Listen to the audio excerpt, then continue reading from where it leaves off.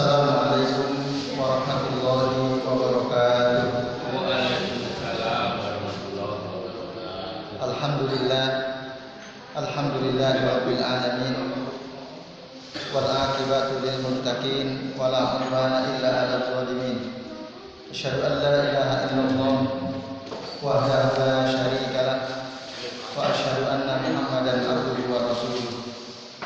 Allahumma shalli wa sallim wa barik ala Muhammad wa ala ali Muhammad kama shallaita wa barakta ala Ibrahim wa ala ali Ibrahim fil alamin innaka Hamidum Majid.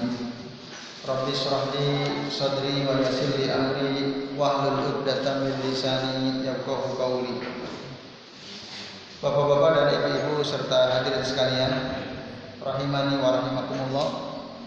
Semoga kita semua yang hadir di majelis ini senantiasa dirahmati Allah Subhanahu wa taala. Amin ya Allah ya rabbal alamin. Bapak Ibu sekalian, insyaallah pada pertemuan maghrib kali ini kita akan membahas tentang hukum mengkafani mayit atau jenazah.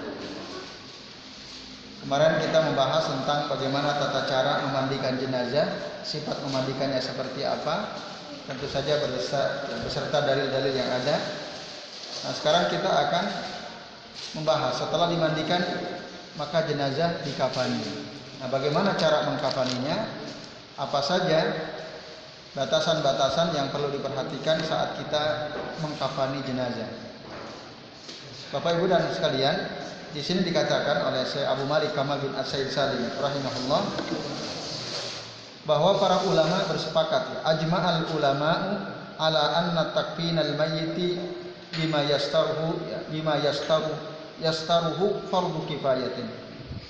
Para ulama sepakat bahwa mengkafani mayit dengan sesuatu yang bisa menutupi tubuhnya hukumnya adalah fardu kifayah. Fardu kifayah artinya kalau sudah ada yang ngurusin, ya, yang memberikan kafan, kain kafan untuk si mayit ini, maka selesai. Artinya tidak ada yang berdosa di kalangan kaum muslimin. Tapi jika ada jenazah seorang muslim tidak ada yang mengkafani satupun, maka seluruh kaum muslimin berdosa kalau enggak ada yang ngurusi dan mengkafani si jenazah ini. Nah, di antara dalil-dalil yang menunjukkan tentang pentingnya mengkafani jenazah adalah satu, yang pertama dari hadis Abdullah bin Abbas radhiyallahu anhuma. Kata beliau, ada seorang laki-laki yang sedang beribadah haji, waktu itu sedang ihram, memakai kain ihram, terjatuh dari untanya, wa qassahu, lalu diinjak oleh untanya tersebut. Wa nahnu ma'an Nabi sallallahu alaihi wasallam wa huwa muhrimun. Dan waktu itu kami bersama Nabi sallallahu alaihi wasallam, dan orang yang terjatuh dari unta kemudian diinjak oleh untanya ini sedang berpakaian kain ihram. Maka faqala Nabi sallallahu alaihi wasallam, waktu itu Nabi berkata, igsiluhu bima'in wa sidrin. Mandikanlah dia, orang yang terinjak oleh untanya sendiri ketika sedang ihram itu, dengan air, ya, bima'in wa sidrin, dan as-sidr. Sidr kemarin kita sudah bahas, ya. Jadi daun sejenis daun salam, sesuatu yang bisa mewangikan. Lalu kata Nabi apa? Wa kaffinuhu fi saubaini wa la tamassuhu tiban. Dan kafanilah orang tersebut dengan dua kain dan jangan diberi wangi-wangian. Jangan diberi wangi-wangian, wala tahmaru ra'sahu, dan jangan kalian tutup kepalanya. Fa innallaha yab'asuhu yaumal qiyamati mulabbiyan, karena sesungguhnya Allah nanti akan membangkitkan orang ini pada hari kiamat dalam keadaan bertalbiyah, mengucapkan labbaik Allahumma labbaik labbaik la syarika laka labbaik innal hamda wan ni'mata laka wal mulk la syarika lak. Itu nanti dia akan dibangkitkan oleh Allah mengucapkan kalimat talbiyah. Kenapa? Karena dia meninggalnya sedang ihram. Nah, maka dari hadis ini hadis sahih rawahu al-Bukhari wa Muslim, Bapak sekalian, orang yang meninggal dalam keadaan sedang ihram baik haji maupun umroh, cara memperlakukannya berbeda dengan orang yang meninggal dalam keadaan di luar itu. Kalau kita meninggal dunia, kita dimandikan, sama ya dimandikan, tetapi dikafani minimal 3 kain di salah satu aswabin. Tapi orang yang meninggal ketika sedang ihram cukup 2 kain saja. Karena nanti setiap orang laki-laki ya, maksudnya waktu dia ihram mulai dari niat haji atau umroh sampai nanti dia selesai rukun-rukun haji dan umroh, baru dia boleh melepas kain ihramnya. Nah, kain ihram itu hanya 2, satu sarung, yang kedua penutup bagian atas tubuhnya. Jadi hanya 2. Maka Rasul bilang waqafinuhu bi saubaini, kafanilah dia dengan 2 kain saja. Lalu kenapa dia tidak boleh dikenakan wewangian? Sementara kalau kita yang meninggal ya, selain orang yang sedang ihram harus dikasih wangi-wangian. Maka nanti dikasih kafur ya, dikasih wangi-wangian. Tapi orang yang sedang ihram tidak boleh dikasih wangi-wangian.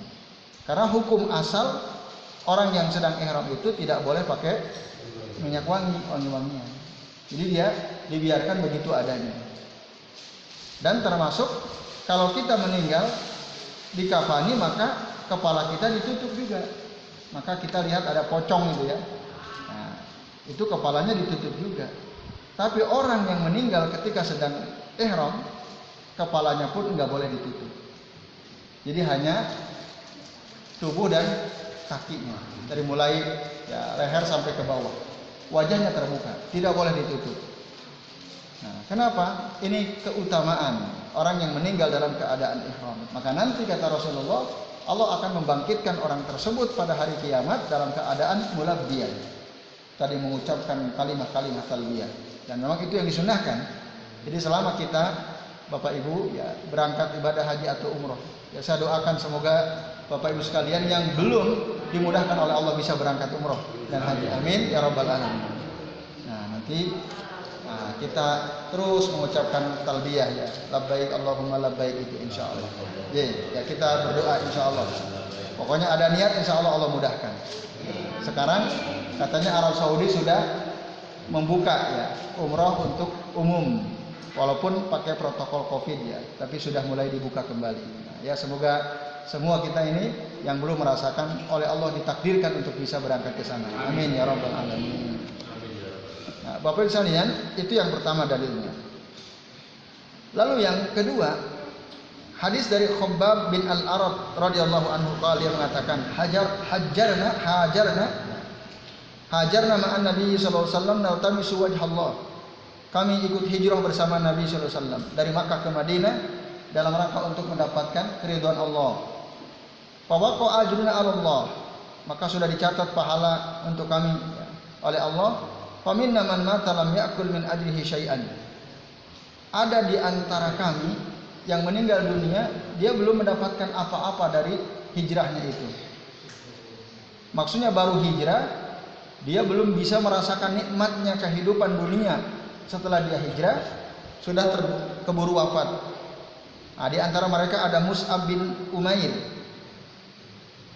Tapi ada juga di antara kami, kata Khabbab, man aina atlahu samratuhu wa huwa yuhdibuha. Tapi ada di antara kami ketika ikut hijrah bersama Nabi bisa merasakan ya, nikmatnya kehidupan dunia, udah matang gitu. Maksudnya ketika hijrah dia sempat hidup normal, lalu bisa berbisnis, merasakan usaha, merasakan nikmatnya kehidupan dunia. Ada di antara sahabat yang seperti itu. Tapi Mus'ab bin Umair ini baru hijrah, belum sempat merasakan keindahan hidup dunia, beliau sudah wafat dulu. Kapan wafatnya? Qutila yauma Uhud, meninggal dunia dalam perang Uhud. Falam najid ma nukaffinuhu illa burdah. Kami tidak mendapatkan kain untuk mengkafani Mus'ab bin Umair ini kecuali satu kain saja. Idza ghattayna biha ra'sahu kharajat rijlahu. Kalau kami tutup kepalanya, kakinya kelihatan. Jadi dia enggak punya apa-apa. Karena memang meninggalkan seluruh harta yang ada, yang dimilikinya yang di Mekah. Ketika hijrah semua tidak bawa apa-apa karena di sana dikuasai oleh orang kafir. Nah, sampai-sampai ketika ada sahabat Mus'ab bin Umair meninggal dunia, dia nggak punya apa-apa kecuali satu kain saja. Kain itu pun ya tidak terlalu panjang.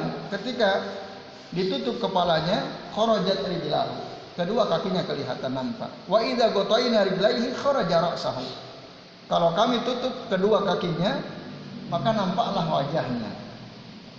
Fa amarana Nabi sallallahu alaihi wasallam an nughatiya ra'sahu wa an naj'ala 'ala rijlaihi minal ilkhir.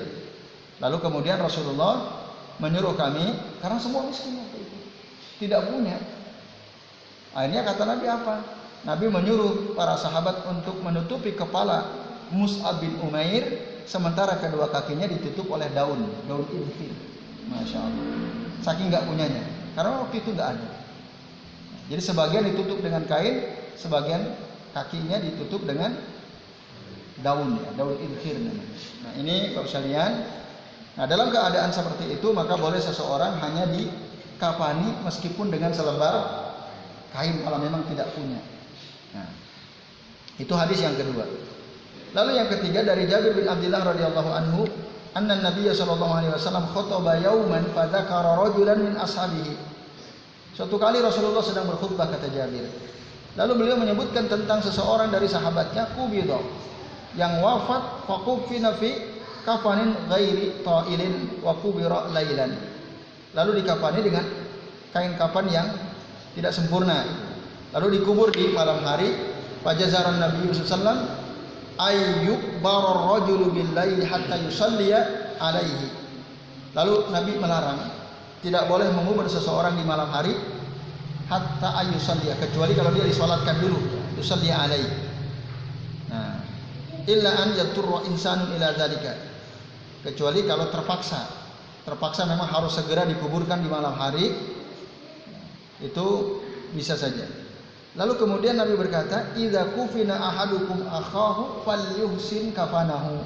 Nah, apabila salah seorang di antara kalian mengkafani jenazah saudaranya, maka hendaklah dikafani dengan kain yang baik, ya. Falyuhsin kafanahu. Nah ini Bapak sekalian, ini perintah dari Nabi. Kalau ada dananya, maka kafanilah seseorang itu dengan kafan yang baik. Falyuhsin kafanahu. Hadis akhrajahu Muslim wa Abu Daud dan Nasa'i. Nah, ini Bapak Ibu dan sekalian, yang dimaksud falyuhsin kafanahu itu apa? Nah, saya Abu Malik Kamal bin As-Sayyid Salim rahimahullah mengatakan maksudnya adalah al-kafan, ya, yang nazifun, bersih, wa kasafatuhu wa sidruhu wa nahwuhu. Terus tidak terlalu tipis, kalau bisa agak tebal, dan menutupi seluruh tubuhnya. Itu yang dimaksud falyuhsin kafanah. Jadi kain yang bersih, yang agak tebal dan bisa menutup seluruh tubuhnya. Jadi jangan seadanya gitu. Kalau bisa itu dicari kain kafan yang baik. Ini misalnya, jadi bukan berarti kain kafan yang ada bagus di sini mewah itu, bukan itu maksudnya. Karena orang yang sudah mati ya tidak perlu lagi kemewahan. Berbeda dengan orang kafir, ya. Orang kafir itu bahkan matinya pun perhiasannya dibawa gitu ya. Diikutkan di peti mati dia. Nah, orang Islam tidak demikian. Jadi yang maksud ihsan itu tadi bersih, ya, tidak tipis dan bisa menutup seluruh tubuhnya. Nah, ini Bapak Ibu sekalian, di antara beberapa dalil yang menjelaskan bahwa mayit itu harus dikafani. Lalu pertanyaannya, kain kafan itu tanggung jawab siapa?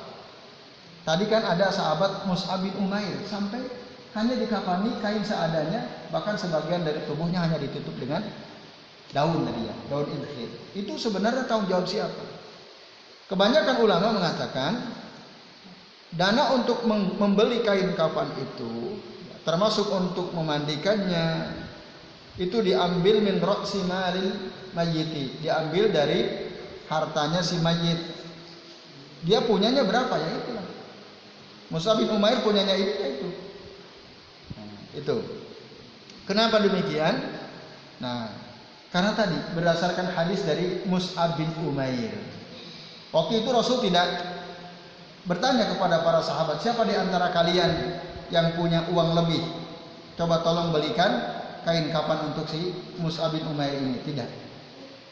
Malah Rasul mengatakan, ya sudah, kafani dia dengan kain tersebut dan kakinya dengan daun idkhir. Artinya apa? Ini menunjukkan bahwa pengadaan kain kafan itu diambil dari harta si mayit itu sendiri. Menurut sebagian ulama demikian, Bapak sekalian. Nah, lalu ada juga yang mengatakan,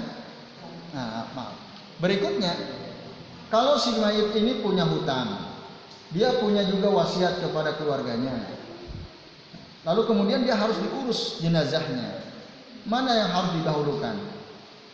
Bayar hutangnya kah? Menunaikan wasiatnya kah? Atau membelikan kain kafannya? Kebanyakan ulama mengatakan yubda'u bil kafan. Maka kalau memang si mayit itu punya harta, sebelum harta itu dibagikan, sebelum harta itu dibayarkan, kalau dia punya hutang dibayarkan hutangnya, kalau dia punya wasiat ditunaikan wasiatnya, kalau dia punya ahli waris dibagikan ke ahli warisnya. Sebelum itu semua kafan dulu, belikan dulu kain kafan. Nah ini. Karena apa? Nabi Shallallahu Alaihi Wasallam pada hadis yang pertama tadi, ketika ada orang meninggal terinjak oleh untanya, yang pertama kali disampaikan oleh Nabi, Nabi agsiluhu bil ma'i wa sidrin wa kafinuhu fi saubain. Rasul nyuruh memandikan dengan air dan sidr, dan Rasulullah menyuruh kafani dia dengan 2 kain kafan. Nah, Rasul tidak bertanya waktu itu apakah si fulan punya hutang atau tidak. Tidak ditanya waktu itu. Ini artinya apa? Ini artinya mengkafani harus lebih didahulukan daripada membayar hutang. Nah, ini. Ada juga Nabi nanya, ini si fulan punya hutang atau tidak? Punya ya Rasulullah. Oh kalau begitu saya nggak mau menyolatin. Terus ada sahabat, ya Rasul, saya akan membayar hutang si fulan ini. Oke kalau begitu, akhirnya Rasul menyolatkan orang tersebut. Nah, itu kondisinya si mayat tadi sudah dikafani, sedangkan mayat ini belum dikafani. Maka Rasul bilang kafinuhu fi saubain. Ini menurut penjelasan sebagian ulama, Bapak Ibu dan hadirin sekalian, a'adzani Allah wa iyyakum ajma'in. Lalu kemudian dikatakan kalau dia betul-betul enggak punya harta, miskin sekali orang yang mati ini, lalu siapa yang akan mengkafani? Kalau Mus'ab tadi masih mending, dia punya 1 kain ya, walaupun tidak sempurna. Lalu dikatakan di sini, wa illam yakun lahu malun. Kalau dia memang betul-betul enggak punya harta, fa alaman talzamuhum nafaqatuhu. Fa illam yakun fa fi baitil mal. Kalau dia emang enggak punya sama sekali, maka yang bertanggung jawab mengkafani adalah orang yang berkewajiban untuk memberikan nafkah kepada si mayit ini. Kalau dia seorang anak berarti orang tuanya, seorang istri berarti suaminya, seorang ibu atau bapak anaknya punya, ya maka anaknya yang berkewajiban mengkafani orang tuanya yang meninggal tersebut. Oh kalau seluruh keluarganya miskin atau dia hidup sebatang kara, meninggal dunia tidak punya uang, siapa yang mengkafani? Lalu katakan fa illam yakun fa fi baitul mal. Kalau emang enggak ada sama sekali, maka dari baitul mal. Baitul mal itu ya dari bendahara ya. Jadi dari harta simpanan kaum muslimin, baitul mal. Atau dalam bahasa kita yang negara yang menanggung. Negara yang nanggung. Kalau di kampung ya berarti aparat kampung, kas RT gitu ya. Ada warga meninggal kok nggak punya uang, miskin. Siapa nih? Nah, baitul mal kalau dalam konteks kampung berarti kas RT gitu ya, pengurus RT itu apa? Rukun tetangga gitu ya, atau RW, rukun warga. Nah ini, itu yang menanggung kaum muslimin. Nah, kenapa? Karena ini wajibun alal muslimin, wajib atas kaum muslimin, tadi fardu kifayah. Nah ini sekalian. Tapi ada juga yang mengatakan terkait dengan hutang dan kafan ini, siapa yang mana yang didahulukan, bayar hutang atau kafan dulu? Nah, menurut pertama tadi kafan dulu. Menurut pendapat yang kedua, bal yuqaddamu ad-dain, harus hutang dulu. Harus hutang dulu, Karena apa? Kalau orang itu punya hutang, nah itu nanti akan menjadi penghalang baginya untuk masuk ke dalam surganya Allah Subhanahu wa taala. Orang yang punya hutang.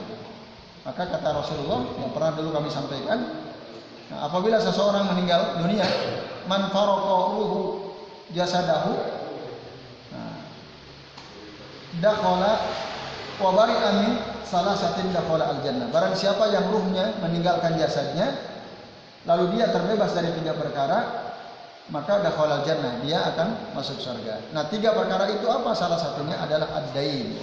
Jadi al-gululu wad-dainu wal kibar. Khianat, hutang, kibar. Jadi kalau ada orang masih punya hutang belum terbayarkan, ketika dia mati maka dia tidak akan masuk surga. Oleh karenanya dia harus dibayarkan dulu hutangnya. Nah, ini menurut penjelasan sebagian ulama yang lain, Bapak Ibu dan hadirin sekalian, a'adzani Allah wa iyyakum ajma'in. Nah, kemudian kalau ada wanita meninggal dunia, siapa yang mengkafani jenazah si wanita ini? Nah, dikatakan oleh sebagian ahli ilmi, yulzam zauju habit takalifi kafaniha wasairu mu'uni tajhiziha. Harus diurus oleh suaminya harta yang dibebani ya, untuk membeli kain kafan dan mengurus jenazah si istri tadi adalah suaminya. Nah, tapi ada juga yang mengatakan, oh tidak, yang digunakan untuk mengurus jenazahnya, membeli kain kafan untuk si wanita ini, kalau dia punya harta, in tarokat malan wala yalzamu zaujuha. Kalau dia punya harta, suaminya tidak diharuskan. Berarti siapa? Ya dari harta istrinya itu. Kan ada kadang di antara kita misalnya istrinya punya uang sendiri gitu ya, kerja, punya uang simpanan sendiri, atau punya warisan dari orang tuanya, kan itu haknya istri. Nah, qadarullah istrinya meninggal duluan. Dari mana uang untuk beli kain kafan? Ya dari harta si istri itu sendiri, bukan dari harta suaminya. Ini Bapak Ibu sekalian. Kenapa? Nah, karena di sini dijelaskan, li'anna amwalal muslimina mahzuratun illa binassi Qur'anin aw sunnah. Karena harta kaum muslimin ini itu terjaga, tidak boleh sembarangan diambil kecuali dengan nas, dalil dari Al-Quran maupun sunnah. Sementara Nabi mengatakan, inna dima'akum wa amwalakum alaikum haram. Sesungguhnya darah kalian dan harta kalian haram untuk diambil. Bersama kaum muslimin tidak boleh kita mengambil harta atau menumpahkan darah kaum muslimin. Nah, oleh karena itu harta suami tidak boleh diambil untuk mengkafani istrinya selama si istri itu punya uang. Ini menurut sebagian ulama. Nah, ini lalu dikatakan lagi, wa inna ma aujaba ta'ala 'ala az-zawji an-nafaqata wal kiswata wal iskan. Sesungguhnya yang Allah wajibkan bagi suami itu terhadap istrinya adalah memberi nafkah, memberi pakaian, memberi tempat tinggal. Itu kewajiban suami. Apa tadi? 1, memberi nafkah, yang kedua memberi pakaian, yang ketiga memberi tempat tinggal. Wala yusamma fil lughati allati khatabana Allah Ta'ala biha al-kafan kiswah. Dan di dalam bahasa yang disebutkan di dalam Al-Quran oleh Allah Azza wa Jalla, bahwa kapan itu, kain kapan tidak termasuk kiswah. Nah, ini. Jadi kita disuruh untuk suami disuruh untuk menafkahi istrinya, disuruh untuk memberikan pakaian kepadanya, disuruh untuk memberikan tempat tinggal yang nyaman kepadanya. Tapi kain kapan tidak termasuk kiswah. Nah, oleh karena itu, termasuk walal kubur, iskanan dan kuburan tidak termasuk kewajiban bagi suami untuk memberikan tempat tinggal. Artinya, sekalian, menurut sebagian pendapat ulama, ketika ada seorang wanita meninggal dunia, dana untuk menggali kubur, mengurus jenazahnya, membeli kain kafannya adalah dari harta si istri, bukan dari harta suami. Allahu ta'ala alam. Lalu Syekh Abu Malik Kamal bin As-Sayyid mengatakan, wa hadza huwal azhar wallahu a'lam. Nah, inilah pendapat yang lebih kuat, Allahu a'lam, tapi Allah yang lebih tahu mana yang benar, kata beliau. Nah, ini Nah, ya. Kalau ada istri dapat harta dari suami, maka itu jadi hak istri. Ketika istri menyimpan, ya itu jadi hak istrinya. Ini. Jadi hak istrinya, itu jadi uang istrinya. Nah gitu. Maka buat ibu-ibu ya kalau dikasih uang oleh suaminya, ibu nabung, ya itu jadi hak ibu. Haknya ibu. Nah, suami nggak boleh ngambil kecuali ibu izinkan. Ibu ridho, ya silakan ambil aja. Nah, kalau dari itu suaminya dosa. Nah, maka suami ketika akan menggunakan uang yang sudah diberikan ke istri harus ngomong, Bu, ini buat beli bensin motor boleh enggak? Bu, ini saya mau safar. Nah, tapi nggak ada uang nih buat beli makan di jalan boleh atau tidak? Suami harus ngomong. Karena itu udah menjadi hak istrinya. Nah ini kalau saya lihat, udah menjadi hak istrinya. Nah ini makanya tadi dijelaskan membeli kain kafan, ngurusi jenazahnya. Kalau istri itu punya dana, maka gunakanlah uang istrinya tersebut. Wallahu ta'ala. Jadi itu Bapak sekalian. Nah, kemudian pembahasan berikutnya, bolehkah seseorang sebelum mati menyediakan kain kafannya sendiri? Nah, jadi kita ini belum mati kan? Kita udah siapkan kain kafan kita. Boleh atau tidak? Sewaktu-waktu nanti kita meninggal dunia, dicabut nyawa kita oleh Allah Subhanahu wa taala, kita udah sediakan. Bu, nanti kalau aku mati ini kain kafanku. Atau Pak, nanti kalau aku mati ini kain kafanku. Apa Bu? Oh, kampung sudah ada, berarti bagus ya. Ya.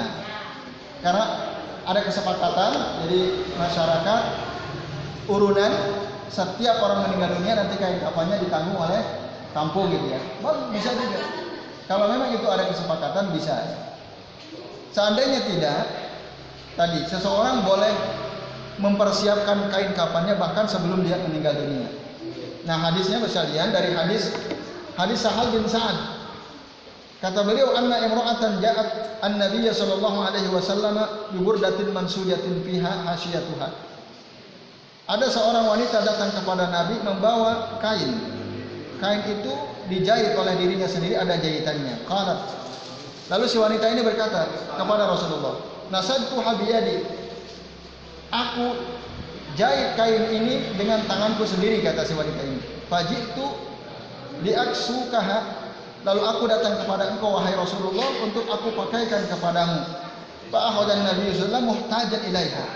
Maka Nabi pun menerima hadiah kain tersebut yang diberikan oleh si wanita tadi yang menjahit dengan tangannya sendiri. Karena apa? Nabi butuh. Nabi membutuhkan, maka Nabi pun terima. Lalu fa kharaja ilaina wa innaha izarahu. Suatu kali Rasulullah keluar menemui kami, kata Sahal bin Sa'ad. Dan Rasul menggunakan kain yang diberikan oleh si wanita tadi, hadiah dari wanita tadi, sebagai sarung. Jadi sarungnya Rasul adalah kain yang diberikan si wanita tadi. Pak Hasan ahafunah.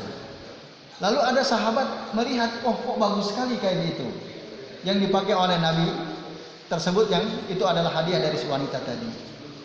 Lalu apa kata dia? Ya Rasulullah, pakaikan, berikan kain itu kepadaku. Ma'asanaha, karena sungguh indah kain yang engkau pakai itu. Dia minta kepada Nabi sallallahu alaihi wasallam. Qala al-qaum. Lalu berkatalah orang-orang, ma'ahsanta labisahan Nabi sallallahu alaihi wasallam muhtajan ilaiha. Kenapa engkau puji kain yang dipakai oleh Nabi itu, betapa baiknya tadi. Padahal kain itu dipakai oleh Rasul. Dan Rasul membutuhkan kain itu. Summa sa'altahu wa alimta annahu la yarud. Lalu engkau minta kain itu kepada beliau. Padahal engkau tahu Nabi itu kalau diminta oleh seseorang, beliau tidak pernah nolak.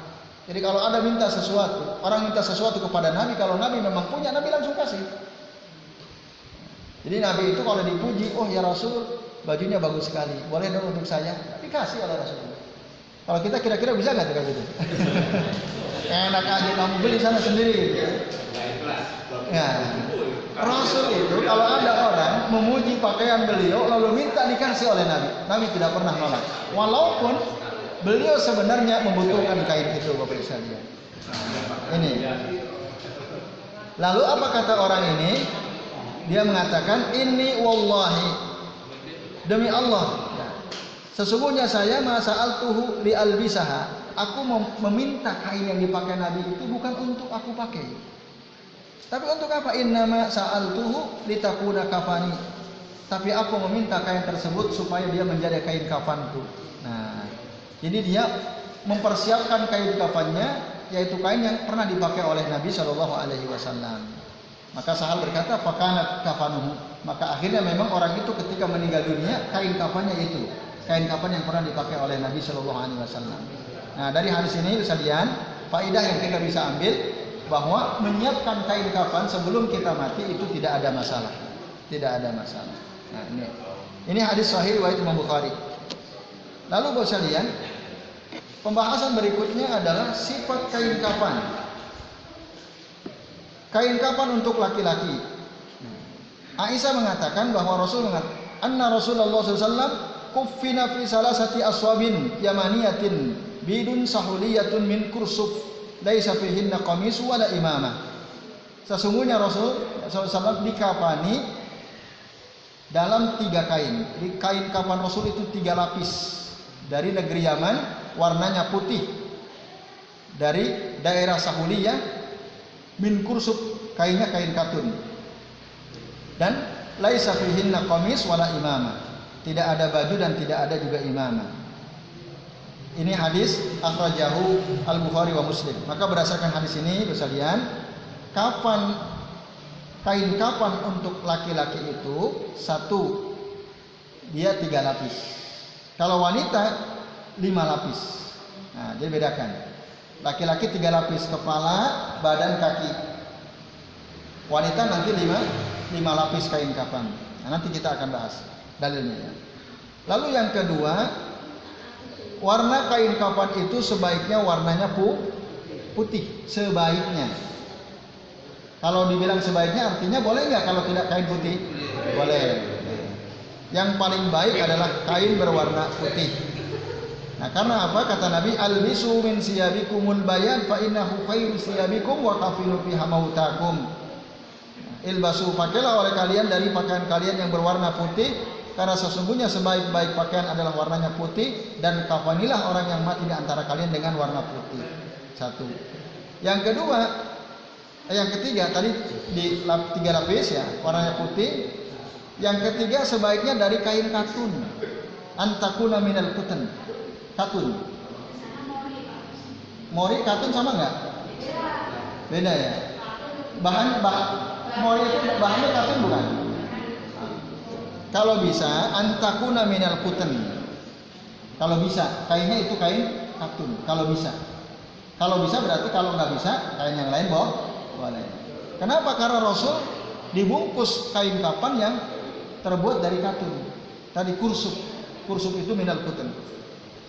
Kemudian sekalian, yang berikutnya adalah Allah yakuna fiha qamis wala imamah. Hendaklah tidak dipakaikan imamah. Imamah itu penutup kepala yang terbuat dari surban. Itu nggak boleh. Jadi ada orang mati laki-laki dipakaikan imamah atau dipakaikan baju ini nggak boleh. Orang meninggal normal tidak boleh dilepas semuanya, hanya pakai kain kafan 3 lembar itu. Nah, ini Bapak Ibu dan hadirin sekalian, a'adzanillahu wa iyyakum ajma'in.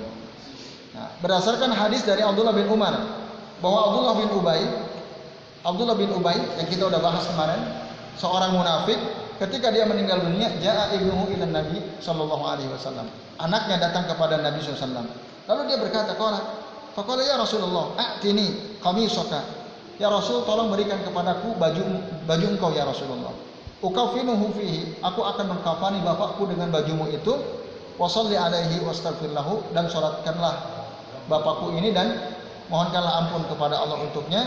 Maka fa'atahu Nabi sallallahu alaihi wasallam qamisahu. Maka akhirnya Nabi pun memberikan baju beliau kepada Abdullah bin Ubay bin Salul supaya dijadikan kain kafan untuk bapaknya. Nah, ini Bapak sekalian, Kalau memang dia tidak ada, ini, maka boleh pakai baju, nggak ada kain kapan. Tapi kalau ada kain kapan, maka lebih baik menggunakan kain kapan. Nah, ini bapak-bapak dan ibu-ibu serta sekalian. Terus yang terakhir, hendaklah kain kapan itu diwangikan, diberi pewangian. Nah, ini ya. Dari Jabir bin Abdullah, dia mengatakan, Nabi bersabda, "Idza ajmartumul mayyit fa ajmiruhu salasan." Apabila kalian memberikan wewangian kepada mayit tadi, maka berikanlah wewangian 3 kali. Jadi diusapkan 1 kali, 2 kali, 3 kali. Hadis rawahu Ahmad dan hadis ini hasan. Nah, berdasarkan hadis ini sekalian, maka disunnahkan ketika kita membungkus jenazah dengan kain kapan, kainnya diberi wewangian. Nah, ini Bapak Ibu dan hadirin sekalian, rahimani wa rahimakumullah. Nah, sementara ini yang bisa kita bahas karena waktu Isya sudah akan tiba. Nah, selebihnya barangkali masih ada sedikit waktu. Kalau ada di antara Bapak Ibu mau bertanya, kami persilakan. Ya, monggo Pak. Jadi tadi saya menyadari kain kapan untuk laki-laki 3, untuk perempuan 5. Biasanya dalam wujud utuh 3 lembaran itu, atau karena kalau kita bungkus biasanya kita potong-potong. Jadi yang untuk bungkus biasanya hanya 2 laki-laki. Oh, laki-laki hanya 2.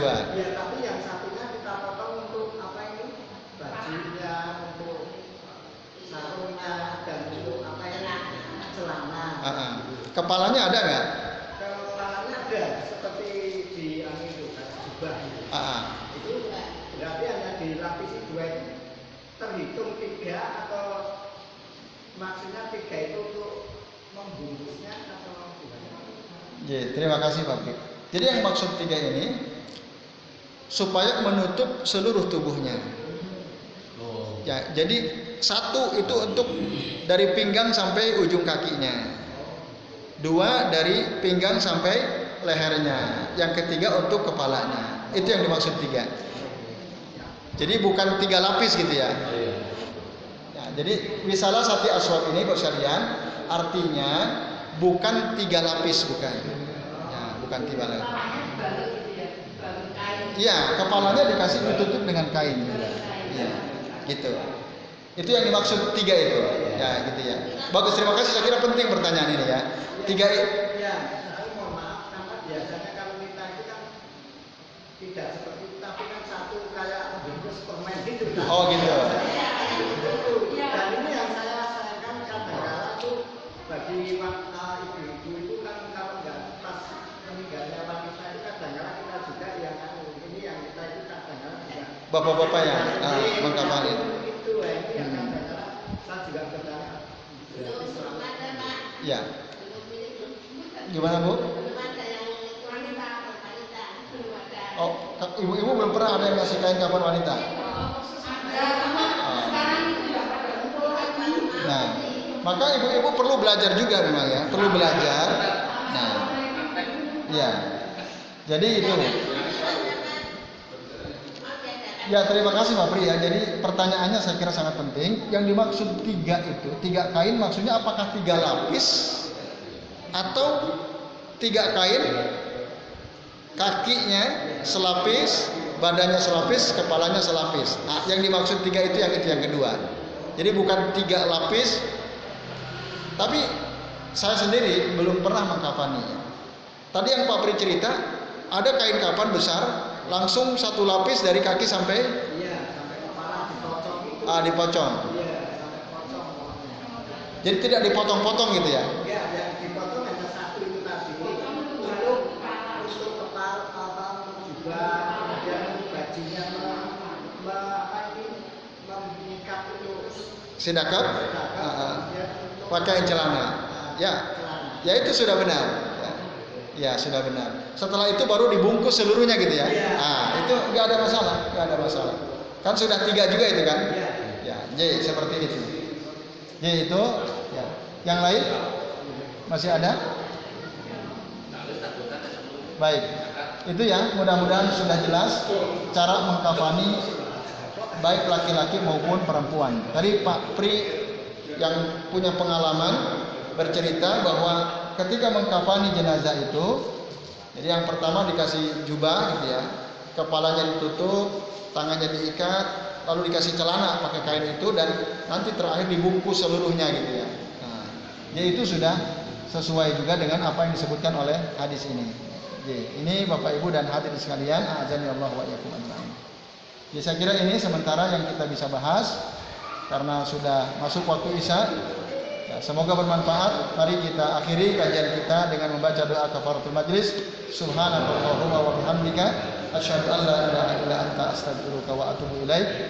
Wa sallallahu ala Muhammadin wa ala alihi wa sahbihi wa barik wasallim. Billahi taufiq wal hidayah. Wassalamualaikum warahmatullahi wabarakatuh.